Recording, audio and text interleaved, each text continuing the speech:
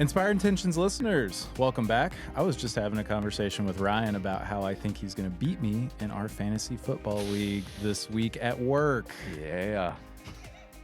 Oh, goodness. It's always a fun time this time of year at Skyterra where we have our Skyterra Fantasy Football League. I was projected to win this week, and one single game seems to have turned those tables. Yeah. All from a player that I traded you. I appreciate that. Yep. Yeah, I'm regretting that slightly now. But that is not what we're here to talk about with our fitness director, Ryan Lee. We are here to talk about actually a supplement that we were talking before we hopped on here, self-admittedly know nothing about, have never taken, am curious about because I've heard a lot about it. My partner takes it. I know a lot of people that take it and what it could be beneficial for. That supplement is creatine. Maybe you've heard of it. I get ads on social media all the time for creatine gummies, creatine powder, creatine this, creatine that. And I still don't know that much about it. So we're going to talk today about creatine and how it can be beneficial to us as we age or many other ways. Ryan, thanks for coming on. Appreciate it. Thanks for having me. Interesting topic today, for sure. I was thinking it might be interesting just to maybe like go back in time a little bit. Okay. Personally. Yeah. Because it's fascinating for me how now, as you mentioned, you're seeing creatine is like resurfacing, like you're getting it all over. It's like in your face right now. It's a very popular topic. But I remember, growing up, my dad had initially introduced me to creatine. I've been taking creatine probably now for 21, 22 years. Oh, wow. Pretty consistently. Yeah. And, but I remember when I was younger, back in like late high school was when I first kind of started to dabble with it. And I thought that there was like this taboo around creatine. I didn't know what it was. I just knew my dad had this canister of creatine like in one of the cabinets above the microwave. And I was thinking, I thought it was like a sports, enhancement drug. Interesting. Because I knew he took it. So, I had some interest in it, but I didn't really know what it was. And then, slowly through, additional exposure and like, understanding it in greater depth, I realized I wasn't doing something illegal. That I was just kind of facilitating my strength gains. But I just thought it was kind of funny because early on it did have such a stereotype around it. It's not steroids. No, they're not steroids. No. And now we're also seeing that it's having a lot of positive benefits across different demographics, not just people who are looking to improve strength gains or sport-specific enhancements. Yeah, I'm really interested in that aspect of this. Yeah. But yeah, you want to dive into it? And yeah, I'd really like to start with just what is it and where do you get it? Yep. Yeah, so it's interesting that the body, so creatine is a naturally, it's a natural compound that shows up in our body. It's produced by our body, but it's also ingested through our diet. So when we are bringing specifically 3 different amino acids together, arginine, glycine, methionine, those amino acids are what we use to produce creatine naturally within our system. We can also ingest creatine through typically red meat and fish. Okay. So those are 2 kind of like the production pathways, if you will.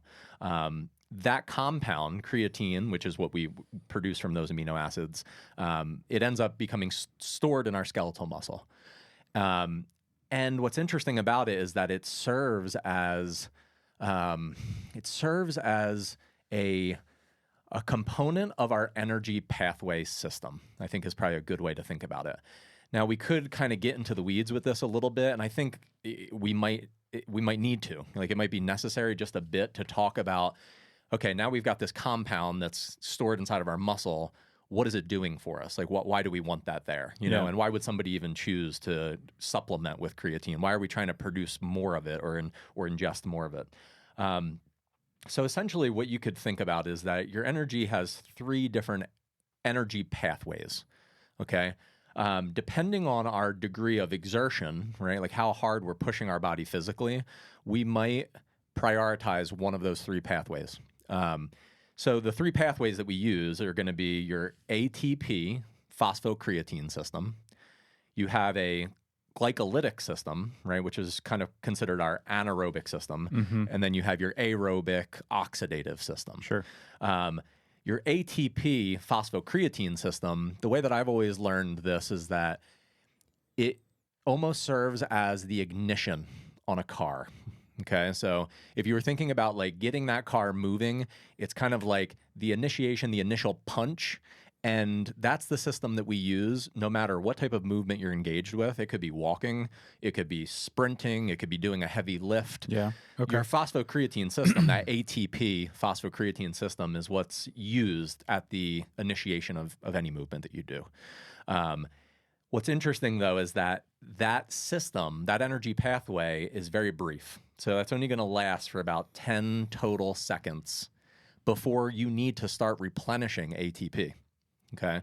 So that's where having additional reservoirs of creatine inside of the system can basically replenish that system so that it lasts a bit longer. Okay. Now it's not going to last that much longer, but it can last a bit longer before you switch over into that aerobic or anaerobic system, depending on what kind of exercise you're doing. But that's the general basis for it. Now, what creatine is doing once it's stored inside of the muscle is that when you begin movement, right, within that ATP phosphocreatine system, you're breaking ATP down into adenine diphosphate, right, ADP. And in order for you to produce more energy, you need to create adenine triphosphate once again. Creatine is offering up a phosphate group. So that's what it's doing. It's lending a phosphate group to adenine diphosphate and regenerating adenine triphosphate. Sounds technical, but it's just kind of like it's attaching a molecule so that we can continue to produce energy while moving our bodies. Yeah. So that's the general basis for what's happening here. It's pretty neat too, because so people will say to us, well, why is it that you can't just blow through that ATP phosphocreatine system, enter into glycolysis or oxidative phosphorylation and just continue on the pathway? And you can, and that's essentially what ends up happening. But for people who are supplementing creatine, you widen or you broaden that window of ATP phosphocreatine, and you can get a few additional repetitions in. You might be able to get a little bit more power through a sprinting pattern before you then transition into those other energy pathways. I see. Yeah. So it's kind of like, it's like a little buffer. It provides like a little extra in the tank before you're depleted. I was going to use a gas tank. Exactly. Yeah, that makes sense. Just a little bit extra. A little bit extra. The other thing that's cool too, so if you think about, okay, so we got that ATP phosphocreatine system. We think about that as being the ignition, kind of like the ignition on the car. Yeah. The other two systems, if you want to just place this properly in your mind, when you're doing high exertion activity, whether that be like, again, running or weightlifting, and you enter into glycolysis, that glycolytic anaerobic system, that's kind of like you're revving the engine or almost like redlining the engine, pressing on the gas pedal full force. And you can only sustain that for so long. Gotcha. But that's kind of the way that you position that high exertion activity. And then when you're doing aerobic activity, I know that we've talked about like zone 2 training on previous podcasts. That's where we're thinking about like cruise control on the car. All right. So that's where it's like you're in a steady state. You're burning up some fat. You're burning up some carbohydrates, even some proteins when you're in those steady state cardio zones. In glycolysis, burning up primarily glycogen. So you can see our body uses different energy substrates to power the activity that we're doing. And this is why a lot of people are choosing to bring creatine into the body to lengthen that initial window, that initial energy phase. Gotcha. Yeah. That is a very detailed way of explaining that. I think that is, like you were saying, getting into the weeds of it. I think that is super necessary to understand it and its purpose. I really want to lean into this idea of taking it as you age, because from your description, it almost sounds like something that a professional athlete would take, somebody that is going to need that burst that extra fuel in the tank all the time kind of thing, like repetitively. And that's what I always thought of when I thought of creatine, as somebody that is in the gym 5-6 days a week, as somebody that is a professional athlete that has, runs sprints or does whatever. Yep. So when we think about aging, a big piece of that is muscle loss. Correct. So I'm making my way around to this one. What is happening in your body as you age and you're starting to lose that muscle?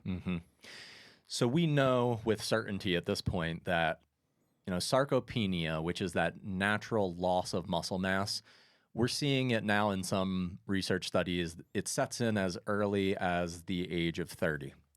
Sure. Right? For a long time, we heard like once you hit 40, you start to lose muscle unless you're doing something to actively preserve it. But now we're seeing, you could be as young as 30 and you start to see that your body's, catabolizing muscle as you age. It's going to happen to us if we don't take some preventative measures. The way that I would link this to creatine is through the meta-analyses, we're finding that creatine can support and enhance both strength and performance up to about 8 to 14%, right? So an 8 to 14% improvement in both. That's pretty solid. Yeah, it's notable, right? Yeah. And so I would say to our aging populations, like if we're not doing any resistance training at all, right, that would probably be the first step, is just to try to kind of like align our mind to what might that look like and how could I fit that into my schedule, into my lifestyle. Then once you're actively partaking in those types of activities and you're doing some weightlifting, you're doing some resistance training, then we can see where creatine might support us in enhancing what those activities actually look like, right? So even if we had somebody who was in their 60s, in their 70s, perhaps in their 80s, right now, creatine might be helping us to achieve some of those higher rep counts. It might be able to push us through some of those stick points. And that, in the long run, is what's going to help us to enhance our overall strength and maintain muscle mass. So that's kind of the link there. So I would always say stage one, let's make sure that we incorporate the resistance training. Sure. But, the creatine, I think, could support us more fully and comprehensively once we're actually within those rhythms. Right. And that's the link that I was kind of definitely want to lean on. So for somebody that is, say, 40 plus, is thinking, I don't want to lose muscle mass, maybe creatine is right for me, is it safe? I mean, I feel like that's a fair question, right? Or does it have side effects? Yeah, the only thing that there are a few things that I think should be considered, as with any consideration of supplementation. The first thing that we know, number one, I guess we should start with the most important piece. We know that creatine is the most widely studied sports supplement that's on the market. And that's simply because of the number of studies that have been done on it. And hands down, through and through, we've found that creatine is safe. That's really cool. It's safe. It's going to be safe for the majority of our population. Sometimes there's been a bit of concern about, if you are someone who has kidney issues, could there be an issue there? And I would say definitely you want to consult with your primary care physician. But for the most part, if you're a healthy individual and you don't have any of those, any type of conditions related to the kidneys, you're going to be using a safe supplement that is going to give you good results. So that's important to know. Okay. The other thing that comes up sometimes is the idea creatine will promote the retention of water inside of the muscle cell. I have heard this. Yeah. So depending on you and your body, you might see that this has a more sizable or a less sizable effect. But generally speaking, everyone is going to retain a bit more water weight inside of the cell from the use of creatine. So you might notice that the scale increases a bit, as you start to supplement with it. But if that's not something that you're overly concerned about, then I would say proceed. If you're somebody who is really thinking critically about the number that's showing up on the scale, I would just let you know that it's going to change. You're going to see a little bit of an uptick there. But through and through, we're looking at a safe supplement. We're looking at something that's benefiting people, again, not only just within their strength goals, but also outside of that. And we could talk about that a little bit as well. Yeah, what do you mean by that? Yeah, so like I know we talked about some of our aging populations. Yeah. The research is still coming through with this, but one of the things that we've definitely seen with aging adults is that we're seeing not only muscle mass retention, but we got to remember that when you're doing resistance-based training, we also see bone density improvements, right? So that's one thing to be mindful of, which we don't think about as much when we're younger. But we're also seeing some improvements at a cognitive level now. So that's something that's pretty interesting. We've seen that from a neurodegenerative standpoint, perhaps links to a reduction in Alzheimer's and Parkinson's disease.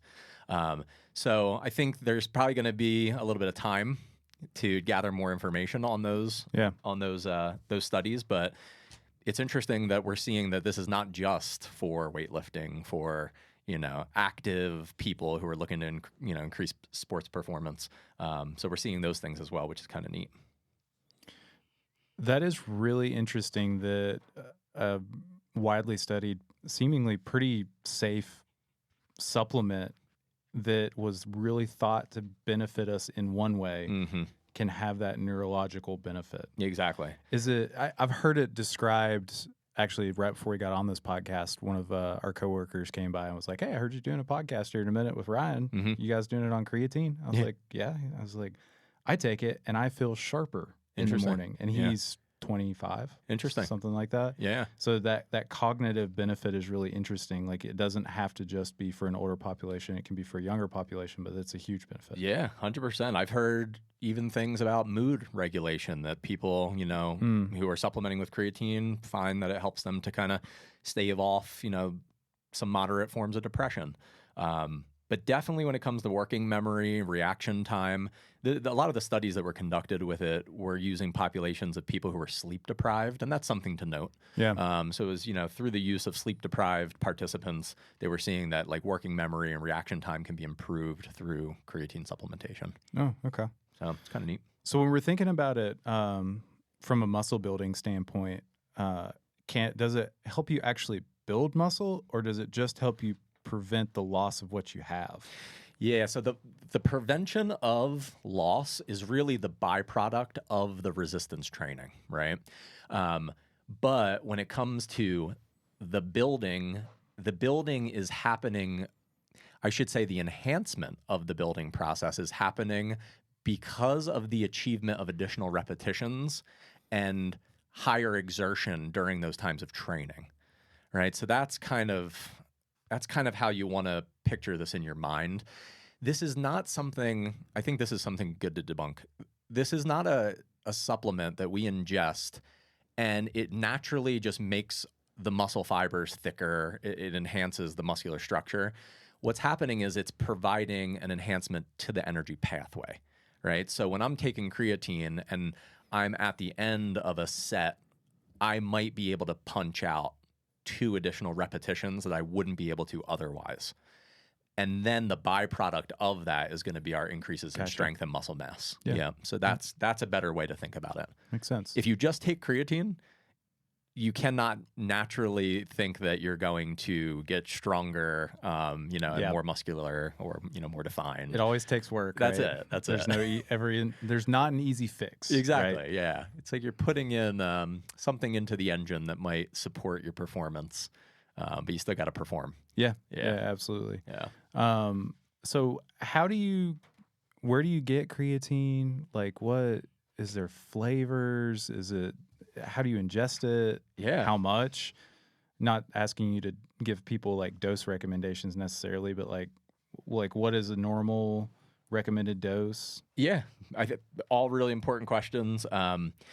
Because it is so widely available at this point, like you're going to be able to find creatine supplements pretty much anywhere you go. If you go to some type of a vitamin shop, you're going to find creatine there. If you Amazon this, you're going to find it on Amazon.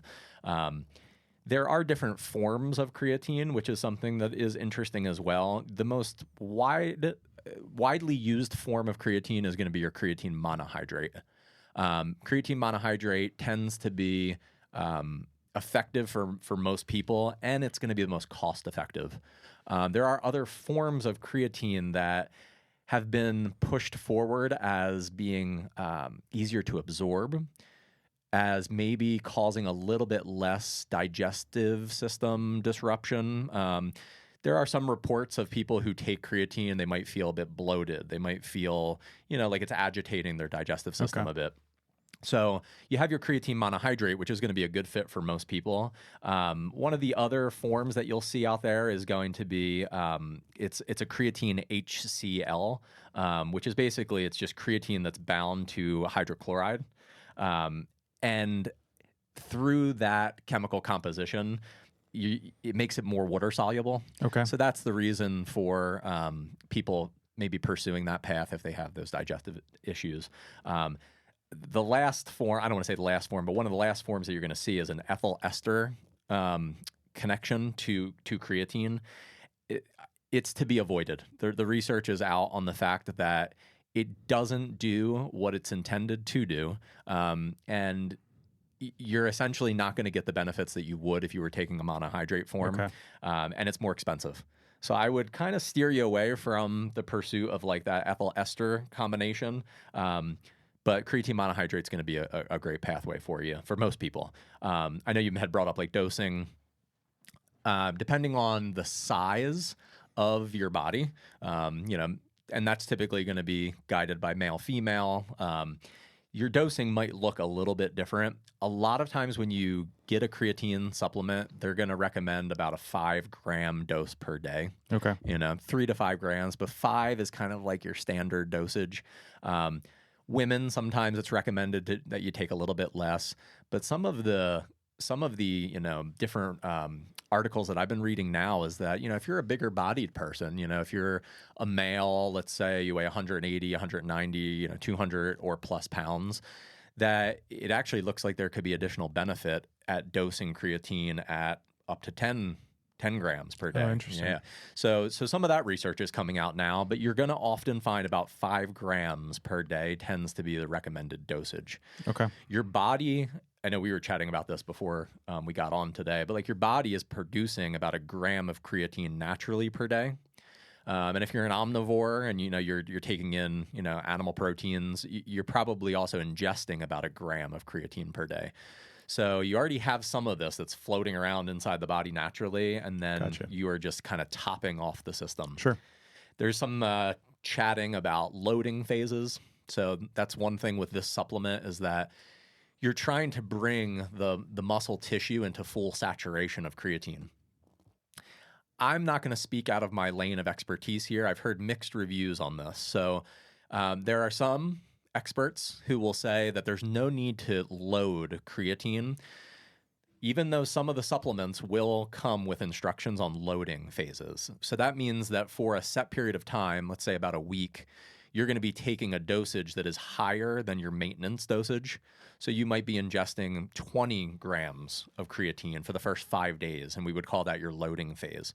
It's just to try to expedite the saturation process. Gotcha. And then you would transition over to just consuming 5 grams per day.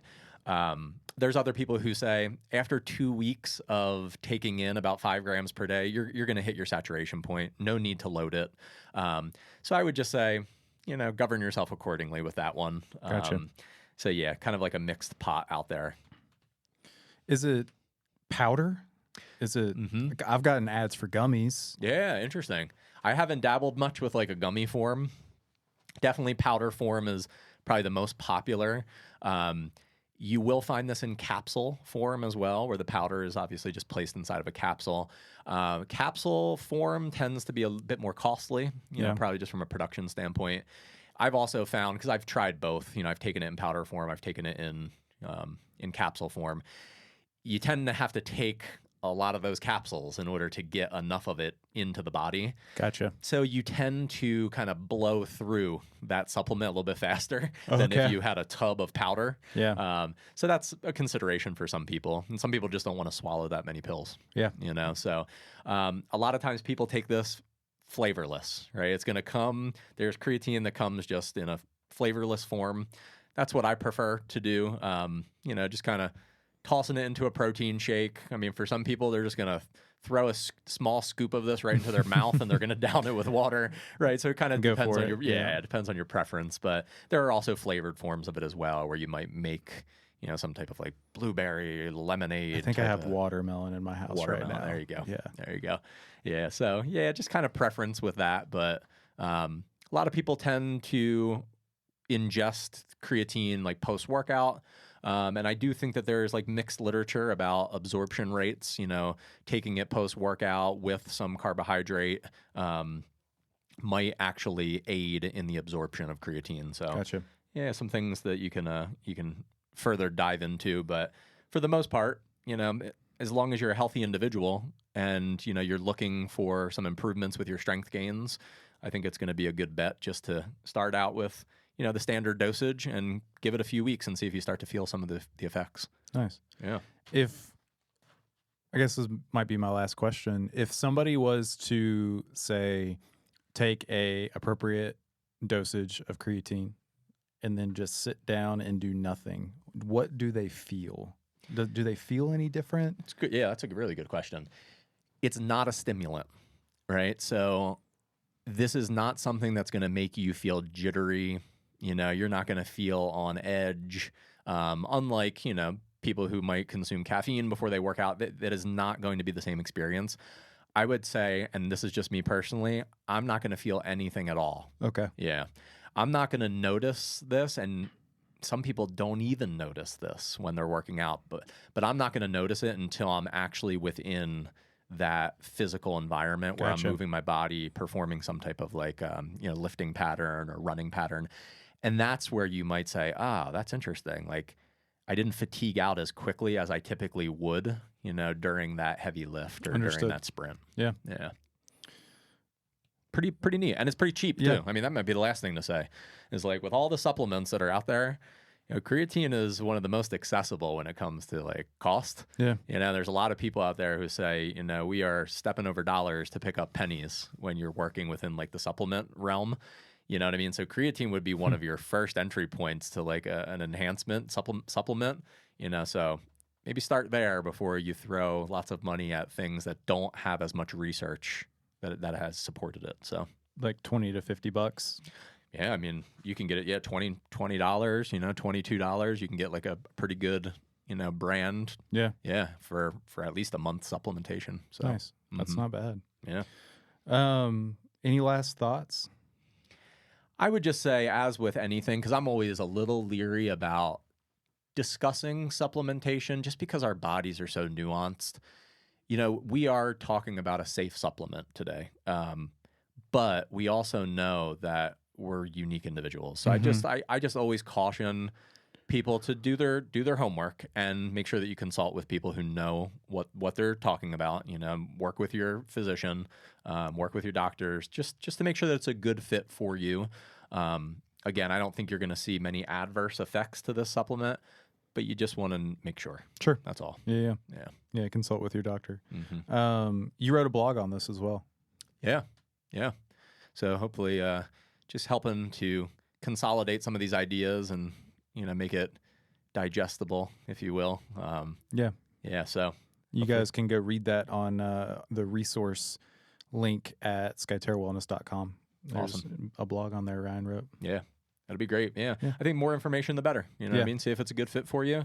But I know that I've benefited from it quite a bit, throughout my training years.